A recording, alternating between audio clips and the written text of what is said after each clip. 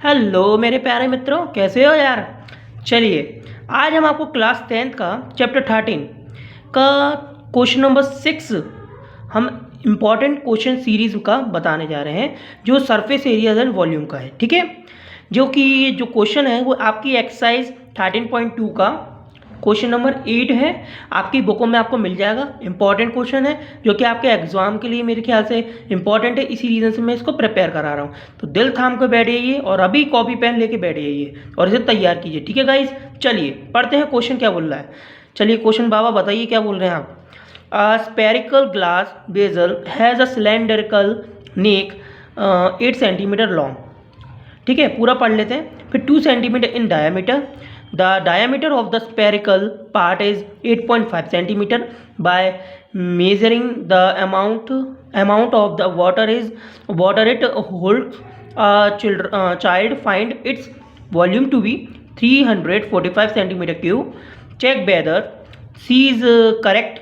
Talking the above as inside measurement and pi is equals to 3.14.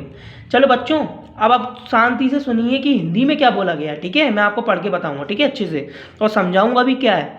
देखो, यहाँ बोला गया है कि एक गोलाकार कांच के बर्तन की एक बेलनाकार गर्दन है।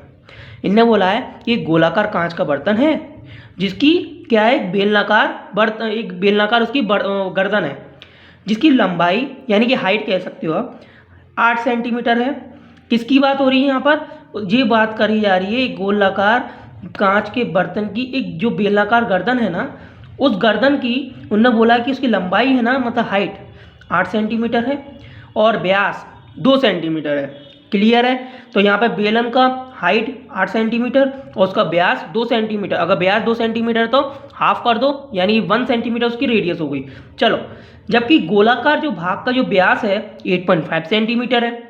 ठीक है, अब गोलाकार की बात हो गई। अब इसमें बोला जा रहा है इसमें भरे जा सकने वाले पानी की मात्रा माप कर एक बच्चे ने एक ज्ञात किया हुआ कि इस बर्तन का आयतन 345 सेंटीमीटर क्यूब है। मतलब एक बच्चे ने क्या किया कि यहाँ पर इस बर्तन में पानी डाल के मात्रा को मापा और उन्होंने पता लगाया कि इसके बर्तन का जो आयतन है ना 345 सेंटीमीटर क्यूब है। तो हमें क्वेश्चन बोल रहा है कि जांच कीजिए कि उस बच्चे का जो उत्तर है 345 सेंटीमीटर क्यूब है, क्या वो सही है या नहीं।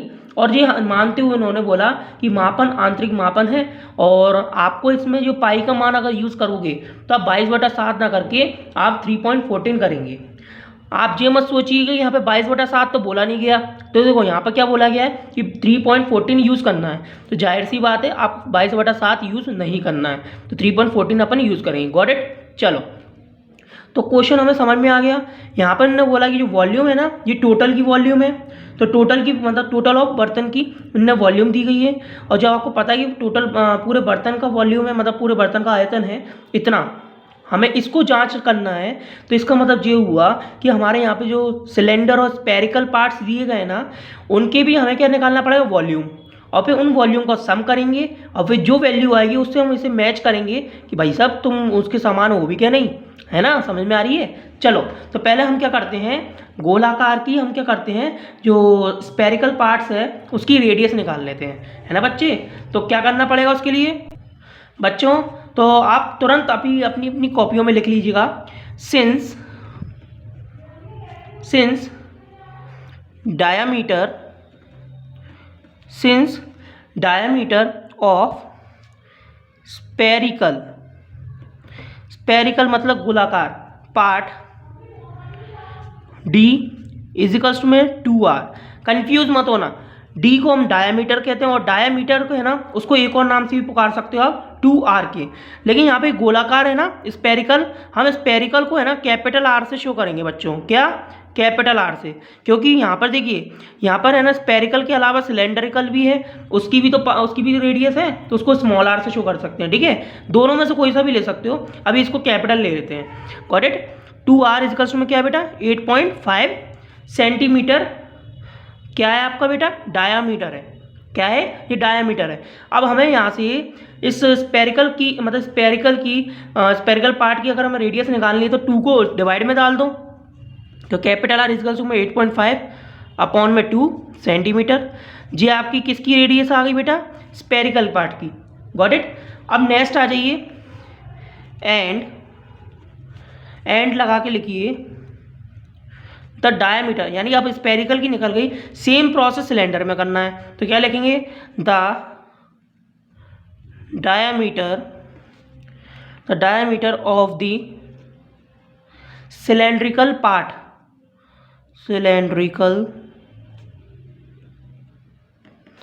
पार्ट। बेटा ये भी डी के नाम से शो कर सकते हो, लेकिन यहाँ कैपिटल लिया तो इसको स्मॉल के नाम से शो कर लो, है ना, क्योंकि एक मीनान में दो तलवारें नहीं टिक सकती, ठीक है। चलो तो स्मॉल डी इजकल्स टू में क्या हो गया, 2 स्मॉल आर इजकल्स टू में 2 सेंटीमीटर, क्योंकि सिलेंड्रिकल जो पार्ट है ना उसका डायामीटर 2 सेंटीमीटर है, तो 2 से डिवाइड मारेंगे तो 2 में, तो बेटा कितना आ जाएगा 1, यानी कि इसका रेडियस अपना कितना मिल जाएगा अपन को 1 सेंटीमीटर। Got it.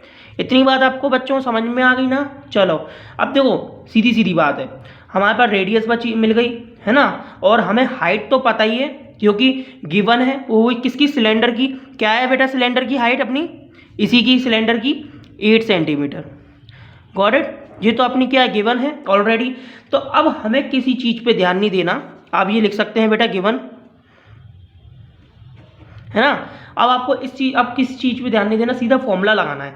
तो या तो अब आप क्या करें, पहले नंबर सिलेंडर का निकाल लें, या फिर स्पेरिकल पार्ट है ना, स्पेरिकल, उसकी वॉल्यूम निकाल लें। तो चलो हम पहले स्पेरिकल की वॉल्यूम निकालते हैं, ठीक है। तो लिखिए बेटा सिंस मतलब आप प्रातः भी कह सकते हैं, ठीक है। Since the volume of spherical, तो वॉल्यूम ऑफ स्पेरिकल पार्ट, बेटा स्पेरिकल कैपिटल में चल रहा है तो यहाँ पे वी है ना, वो तो कैपिटल में है, अब वो तो स्मॉल में आप लिखो कन्फ्यूजन होगी, इसलिए काम करो इसको B1 B2 से शो करेंगे। तो इसको B1 मान लो, अगर B1 नहीं मान रहा तो कुछ और भी मान सकते हो यहाँ पर नीचे, है ना। तो अपनी मर्जी से आप ले सकते हो, पर लेना तो पहले ही बता देना, इस बात को शो करना क्वेश्चन में, ठीक है। तो हम इसको B1 मान लेते हैं। B1 इक्वल्स टू में 4/3 पाई या capital R Q, capital R लिया ना अपन ने इसमें। तो देखो ये किसका अपन अभी किसका निकाल रहे हैं बेटा, अपन अभी निकाल रहे हैं स्पेरिकल पार्ट का, यानी कि हम निकाल रहे हैं अभी किसका, गोले का निकाल रहे हैं हम वॉल्यूम, मतलब गोले का आयतन। तो बेटा गोले का जो आयतन आप निकालोगे, तो गोले के आयतन को आपको निकालने के लिए क्या करना पड़ेगा, अब ये फॉर्मूला लगा दिया हमने। अब आपको इसमें बेटा इसमें रेडियस तो पता ही है कि आपकी रेडियस क्या है ना। तो फटाफट से आप इसको पुट कर दीजिए, है ना। तो एक काम करो, फटाफट पुट कर देते हैं, ये B1 के नाम से शो कर लीजिए। 4/3 मल्टीप्लाई में 22/7 तो लिख नहीं सकते क्योंकि क्वेश्चन ने बोला 3.14, तो 3.14 रख दीजिए। मल्टीप्लाई में रेडियस कितनी है बेटा इसकी, 8.5/2 का होल क्यूब, है ना, इतनी है ना बेटा। चलो इसको सॉल्व करें।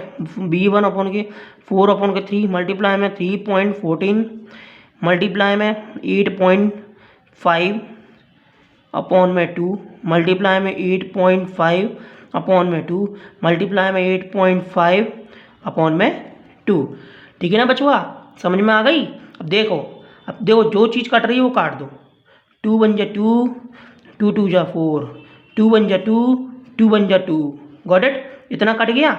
अब देखो बचा क्या, यहाँ पे भी पॉइंट है, यहाँ पे भी पॉइंट है, यहाँ पे भी पॉइंट है, यहाँ पे भी पॉइंट है। तो अब क्या कर सकते हैं बेटा, दिमाग लगाओ। चलिए